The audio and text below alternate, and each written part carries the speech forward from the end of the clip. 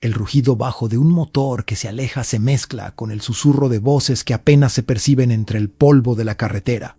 La cámara, temblorosa al principio, avanza sobre la pista de tierra que cruza la sierra, y justo cuando el sol empieza a declinar, el lente se detiene en una fila de cráneos humanos, alineados como una macabra señal de tránsito. Cada calavera está desollada. Los ojos vacíos parecen seguir al observador, y sobre cada una se ha dejado una nota escrita con tinta negra que parece retar a quien la lea. El aire se vuelve denso, cargado de una mezcla de miedo y curiosidad que corta la respiración. Si te gusta este tema, suscríbete y activa la campanita para que YouTube te notifique cuando subamos nuevos vídeos. Al hacerlo, estarás ayudando muchísimo al canal a crecer y seguir creando contenido de calidad. No olvides dejar tu comentario abajo con tu opinión y también tus sugerencias de temas que te gustaría que tratemos. Tu participación hace la diferencia. Ese escenario, que surgió en la madrugada de un junio de 2006 en los alrededores de Uruapan, no es solo una muestra de violencia extrema. Es una advertencia que quedó grabada en la memoria colectiva de todo Michoacán. La noticia se propagó como un fuego en la maleza, y en cuestión de horas los habitantes de los pueblos cercanos comenzaron a preguntar quién había orquestado tal espectáculo y con qué propósito. La respuesta no llegó de inmediato, pero la inquietud se instaló en cada casa, en cada conversación en los mercados y en los murmullos de los niños que jugaban cerca del lago. En medio de esa atmósfera de incertidumbre, un periodista local, conocido por su compromiso con la verdad y su cercanía a la gente del lugar, decide adentrarse en la investigación. No lleva una cámara de alta gama ni un equipo de producción. Su herramienta principal es la pluma y la disposición de escuchar a quienes temen hablar. Con una libreta bajo el brazo, recorre caminos de tierra, visita cantinas donde el silencio se rompe solo cuando el alcohol afloja las lenguas, y se sienta en la sombra de los árboles que rodean la carretera para conversar con testigos que, aunque temerosos, están dispuestos a compartir fragmentos de una historia que parece sacada de una novela negra. Los testimonios que recoge son tan variados como inquietantes. Algunos hablan de una disputa entre dos cárteles que, según aseguran, habían llegado a un punto de no retorno. Otros recuerdan haber visto a hombres de rostro cubierto, armados, que dejaron las notas como si fueran un mensaje cifrado dirigido a sus rivales. En cada relato se percibe una lógica retorcida, una forma de usar el terror como moneda de cambio, como si la sangre derramada fuera el precio para establecer dominio sobre un territorio que ya estaba marcado por la escasez, la pobreza y la falta de oportunidades. Cada pista que el periodista anota en su libreta parece abrir una nueva puerta, pero también genera más preguntas. ¿Quién decide que la muerte se convierta en un espectáculo público? ¿Qué tan profunda es la red de alianzas y traiciones que sostiene ese acto? Mientras la tarde avanza y el cielo se tiñe de tonos anaranjados, el sonido del motor vuelve a escucharse a lo lejos, como un recordatorio de que la vida sigue, aunque la sombra de la violencia se extienda sobre ella. El periodista, con la mirada fija en la línea de cráneos, siente como la responsabilidad de contar esa historia se vuelve más pesada.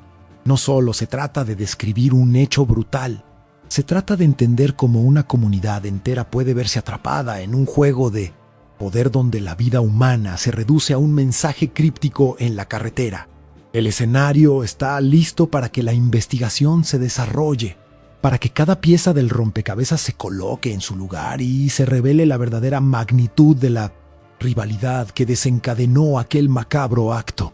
La cámara, ahora silenciosa, captura el último rayo de sol que se refleja en el lago cercano, mientras el periodista se prepara para seguir adelante, consciente de que cada paso que lo acercará más a la verdad y, tal vez, a la posibilidad de que esa verdad sirva como un llamado a no olvidar.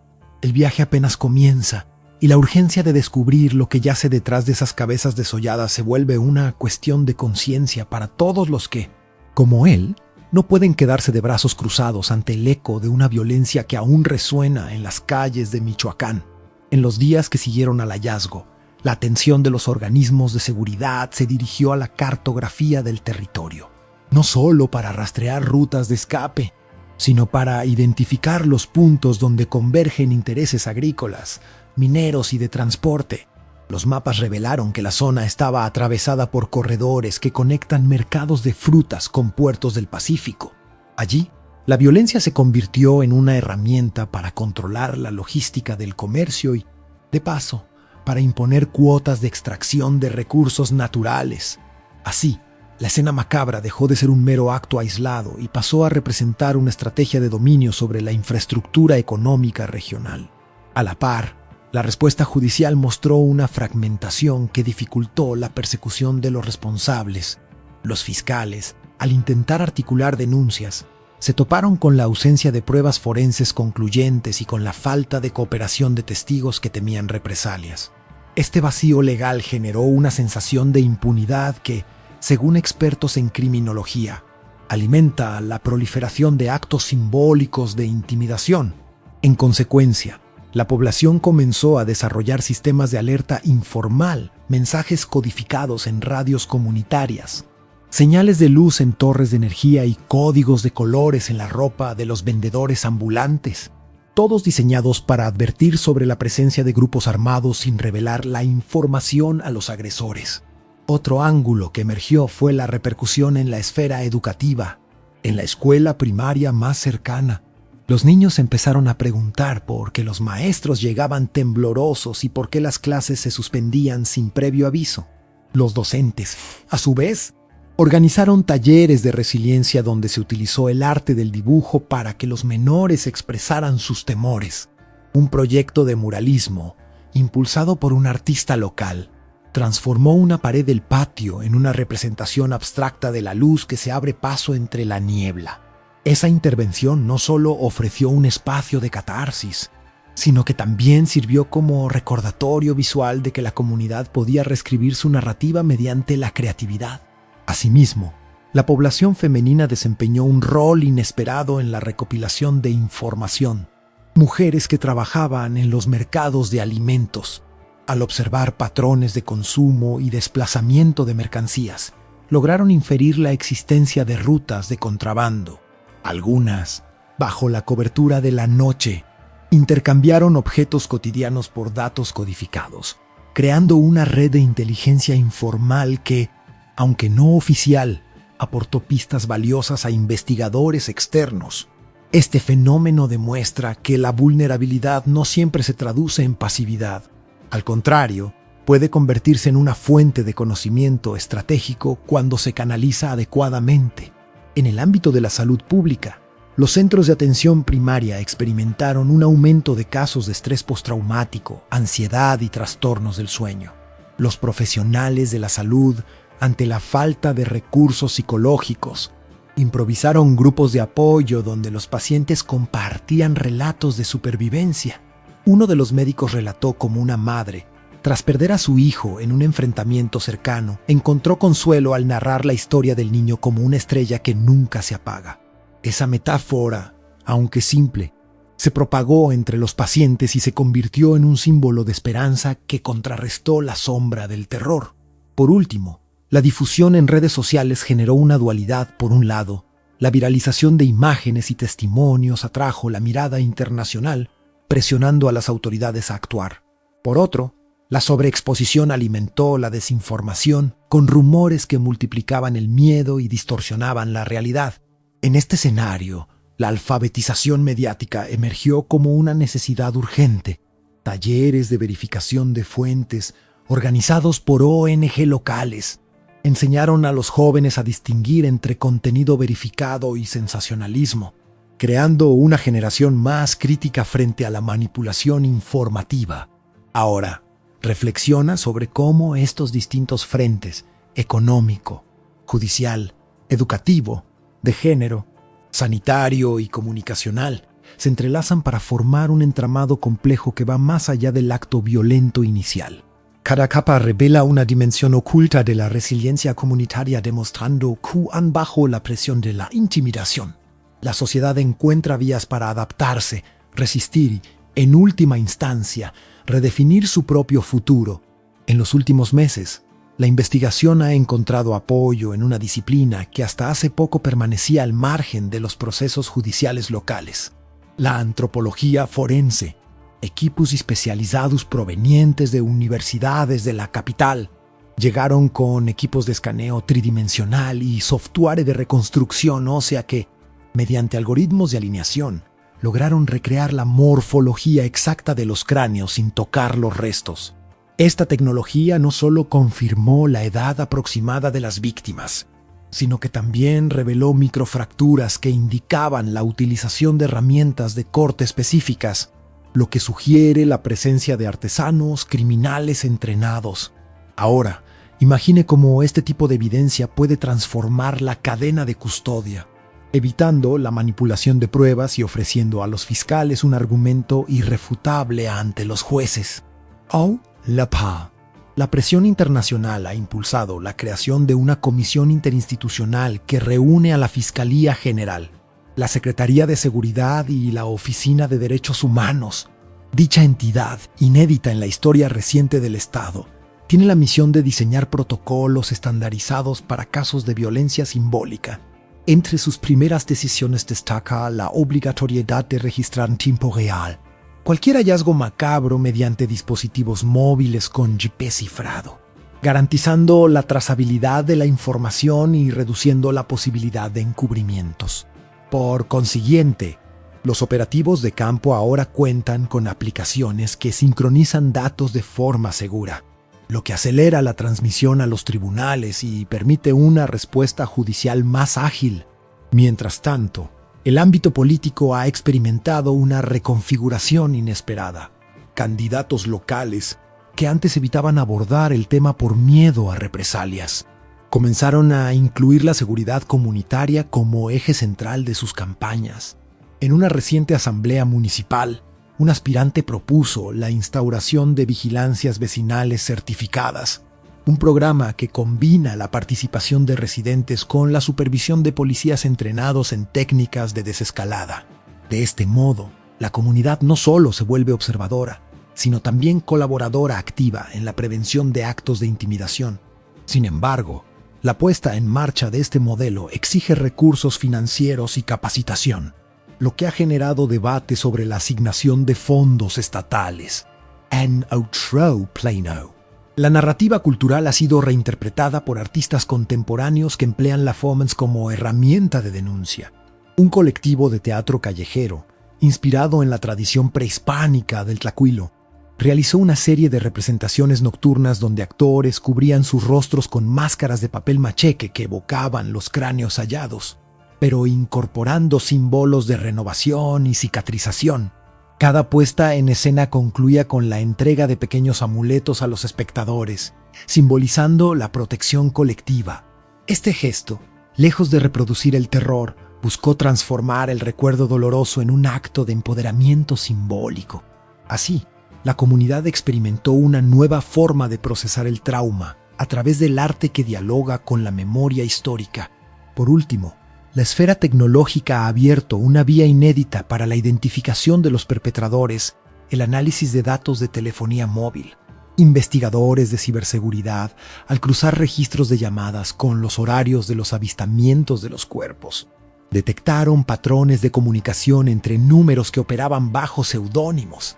Al aplicar técnicas de clustering, lograron aislar a un pequeño grupo cuya actividad coincidía con los desplazamientos de los vehículos de carga sospechosos.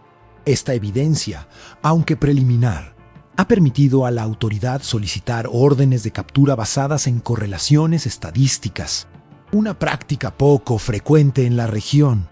En consecuencia, la percepción de impunidad comienza a erosionarse, pues la tecnología ofrece una lupa que penetra la oscuridad de la clandestinidad. En suma, la convergencia de ciencias forenses, reformas institucionales, participación ciudadana, expresión artística y análisis de datos está redefiniendo la forma en que se aborda un hecho tan grotesco. Cada una de estas piezas, aun operando en ámbitos distintos, contribuye a un mosaico más completo que supera la mera crónica del horror y abre la puerta a una respuesta integral y sostenida. Ahora, reflexiones sobre cómo la combinación de estas herramientas podría aplicarse a otras situaciones de violencia simbólica que aún persisten en el país, y qué papel usted, como miembro de la comunidad, está dispuesto a desempeñar en ese proceso. Al día siguiente de los hechos, la comunidad empezó a organizarse de una manera que jamás se había visto en la zona. En la plaza central, bajo la sombra del viejo árbol de jacaranda, surgió una asamblea espontánea donde los vecinos, sin intermediarios, trazaron un plan de acción basado en la justicia restaurativa. En lugar de esperar a los tribunales, decidieron crear un círculo de mediación que reuniera a víctimas, familiares y, en algunos casos, a los propios agresores que habían sido capturados. Cada encuentro se iniciaba con una ceremonia simbólica, una vela encendida sobre una piedra lisa, señal de que la luz debía prevalecer sobre la oscuridad que había calado la región. Así, la reparación no se limitaba a la indemnización económica, sino que buscaba la reconciliación del tejido social desgarrado. A diferencia de los métodos tradicionales, este proceso incorporó saberes ancestrales de los pueblos originarios. Un anciano de la comunidad, conocido por sus relatos de la época prehispánica, introdujo la práctica del temazcal de palabras. Durante la sesión, los participantes, envueltos en vapor y humo de copal, expresaban sus temores y culpas, mientras el guía los invitaba a liberar el peso mediante cantos en Nahuatl. De esta la curación se volvió un acto colectivo, donde el cuerpo y la palabra se entrelazaban para disipar la violencia latente. No es casualidad que, en muchas culturas, el fuego y el agua sirvan como metáforas de purificación. Aquí, ambos elementos actuaron como catalizadores de una nueva forma de convivencia. Mientras la mediación ganaba terreno, surgió otra iniciativa que cambió la dinámica económica local. Un grupo de mujeres, liderado por una joven emprendedora que había perdido a su hermano en los enfrentamientos, fundó una cooperativa de artesanías basada en la reutilización de materiales descartados por los carteles. Botellas de piel, stico, retazos de tela y piezas de metal fueron transformados en lámparas, bolsos y collares que, además de generar ingresos, simbolizaban la capacidad de convertir lo inútil en belleza. Cada pieza llevaba una pequeña etiqueta que narraba brevemente la historia de su origen, recordando a quien la adquiría que la resiliencia puede nacer de la devastación. Este modelo de economía solidaria no solo redujo la dependencia de actividades ilícitas, sino que también fortaleció los lazos de confianza entre los integrantes de la cooperativa. En paralelo, la radio comunitaria Voces del Valle se convirtió en el pulso informativo de la zona. Cada tarde, después del almuerzo, el locutor invitaba a los habitantes a compartir relatos de sus vivencias, a denunciar amenazas y a proponer soluciones. Un programa especial llamado Cartas al Amanecer permitía a los jóvenes escribir de manera anónima sus temores y esperanzas, los cuales eran leídos en voz alta al romper el día. Este espacio, lejos de ser un mero canal de comunicación, funcionó como una red de alerta temprana cuando una familia reportó movimientos sospechosos en la carretera. El mensaje se difundía rápidamente y los vecinos ajustaban sus rutas de desplazamiento. La radio, por tanto, se transformó en un organismo vivo que adaptaba su contenido según la necesidad del momento. Ahora, reflexiona sobre cómo esta red de apoyo influye en los patrones migratorios. Muchos jóvenes, antes tentados a buscar oportunidades en la capital, comenzaron a reconsiderar su partida al observar la revitalización de su entorno. Un ejemplo concreto es el caso de Carlos, estudiante de ingeniería que había planeado mudarse a la CDMX. Tras asistir a una sesión de mediación donde escuchó la historia de una familia que había reconstruido su finca mediante la cooperativa, decidió quedarse y aplicar sus conocimientos en proyectos de energía solar para la comunidad. Su decisión no solo evitó la fuga de talento, sino que también inspiró a otros a invertir su futuro en la región. Por último, la percepción de la autoridad experimentó una metamorfosis sutil pero profunda. La policía municipal, al observar el éxito de los círculos de reconciliación, empezó a participar como observadora, ofreciendo apoyo logístico sin ejercer coerción directa. Esta postura, basada en la colaboración más que en la imposición, generó un clima de Mayo de confianza. Los habitantes, al ver que las fuerzas del orden respetaban los procesos comunitarios, comenzaron a denunciar con mayor frecuencia y a cooperar en la identificación de actividades delictivas. En consecuencia, La seguridad dejó de ser una imposición externa y pasó a ser un proyecto compartido, enraizado en la voluntad colectiva. En conjunto, estos elementos, la justicia restaurativa, la economía solidaria, la radio comunitaria, la retención de talento y la reconfiguración de la autoridad, conforman un entramado que trasciende la mera reacción a la violencia. Cada pieza, al integrarse con las demás, genera un movimiento sostenido que transforma el miedo en acción y la desolación en oportunidades de reconstrucción. Al adentrarnos en la trama que se ha ido desdoblando, la sensación que emerge es la de una corriente subterránea que, aunque invisible a simple vista, arrastra consigo las distintas corrientes que hemos recorrido. Esa fuerza, más allá de los hechos puntuales, se manifiesta como una especie de tejido que, sin necesidad de señalar cada hebra, entrelaza los matices de resistencia, creatividad y reconfiguración que se han insinuado a lo largo del recorrido.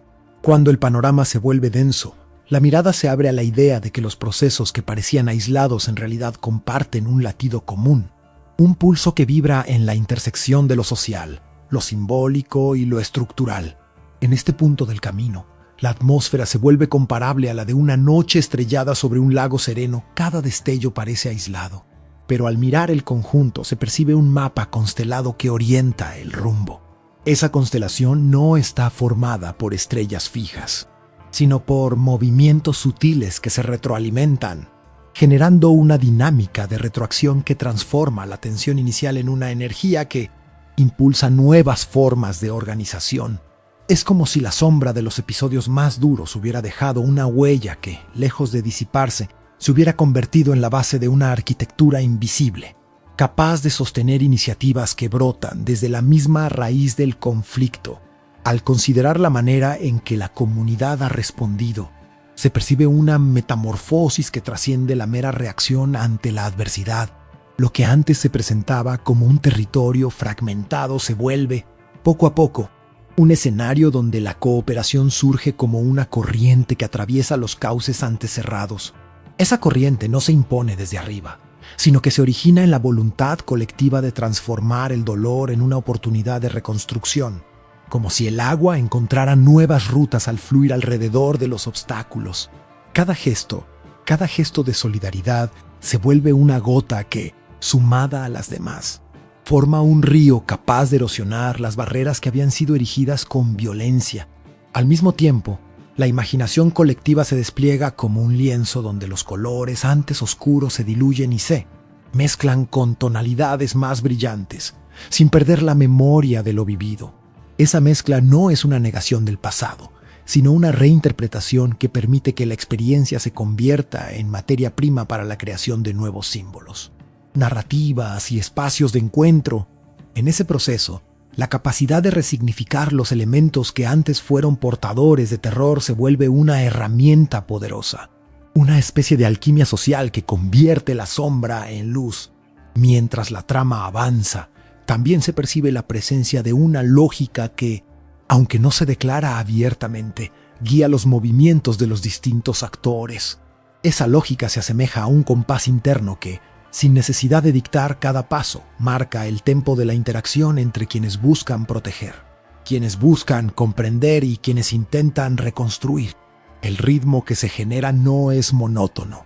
Varía, se acelera y se desacelera, pero siempre mantiene una coherencia que sugiere un propósito mayor, una dirección que se vuelve más perceptible a medida que el escenario se vuelve más claro. En este cruce de caminos, la sensación que se instala es la de estar a punto de cruzar un umbral. La atmósfera se carga de una expectativa que no se basa en la reiteración de lo ya observado, sino en la percepción de que los hilos que hemos sentido, aunque diferentes en su origen, convergen en una única dirección. Esa dirección no está aún delineada con precisión, pero se intuye como un horizonte que se abre, invitando a quien sigue escuchando a prepararse para la última pieza del rompecabezas. Reflexionen, pues, sobre la manera en que la suma de esas corrientes, esas luces y esas sombras, ha configurado un escenario listo para recibir la reflexión final que, sin revelar su contenido, promete cerrar el círculo que hoy hemos recorrido. El eco de los cráneos alineados sobre la carretera nunca se disipó como un simple rumor. Quedó grabado en la memoria del valle como la sombra que, sin importar cuán densa sea la noche, siempre anuncia la llegada del amanecer. Esa huella, más que un recordatorio de la crudeza del poder, se transformó en la señal de que la violencia no es un fenómeno aislado, sino el reflejo de estructuras que se alimentan del miedo y del silencio. Cuando la comunidad dejó de ver los cuerpos como objetos de terror y empezó a percibirlos como testimonios de una herida colectiva, surgió la posibilidad de curar no solo la carne, sino también la confianza rota. Cada gesto de solidaridad, cada historia compartida bajo la luz tenue de una vela, se convirtió en un hilo que, al entrelazarse, tejió una red capaz de sostener a quienes habían sido arrastrados por la corriente de la intimidación. Esa red, sin embargo, no se construyó con materiales prefabricados. Nació de la capacidad de la gente para convertir la escasez en creatividad, la pérdida en arte y la amenaza en conversación. Las lámparas hechas de botellas, los cantos que resonaban en el temazcal y las frecuencias que recorrían la radio comunitaria demostraron que la resistencia no necesita de armas, sino de la convicción de que cada acción, por pequeña que parezca, tiene el poder de reescribir la narrativa impuesta por quienes buscan el control mediante el terror. En ese proceso, la autoridad dejó de ser una figura distante y se transformó en un aliado que aprendió a observar sin coartar, a acompañar sin dominar, y a reconocer que la seguridad auténtica se cultiva en los espacios donde la gente se siente escuchada y valorada. Al contemplar el horizonte que se abre sobre el lago, donde el sol se posa como un guardián silencioso, se percibe que la verdadera transformación no ocurre en el instante de la denuncia, sino en la constancia de los pequeños actos que, día tras día, reafirman la dignidad humana. La comunidad ha aprendido que la violencia simbólica puede ser desarmada no solo con la fuerza de la ley, sino con la fuerza de la memoria compartida, la creatividad colectiva y la voluntad de no permitir que el olvido sea cómplice del crimen. Cada historia que se cuenta, cada pieza de artesanía que se vende, cada palabra que se transmite por la radio, actúan como luces que, al converger, borran la oscuridad que una vez cubrió la carretera. Así, el llamado que se eleva desde ese paisaje no es una exhortación a la venganza, sino una invitación a sostener la llama de la esperanza con la misma determinación con que se encendió la primera vela esa madrugada. La práctica verdadera comienza ahora, en los gestos cotidianos que afirman que la vida vale más que cualquier señal de muerte, en la decisión de mirar al otro sin temor y en la disposición de construir, pieza a pieza, un futuro donde la violencia no encuentre terreno fértil, que el recuerdo de los cráneos sirva, no como una cicatriz permanente, sino como la piedra angular de una comunidad que, a pesar de las sombras, elige avanzar con los ojos abiertos y el corazón firme, conscientes de que la resiliencia se escribe con la tinta de la solidaridad y se firma con la sangre de la esperanza que, al final, nunca se extingue,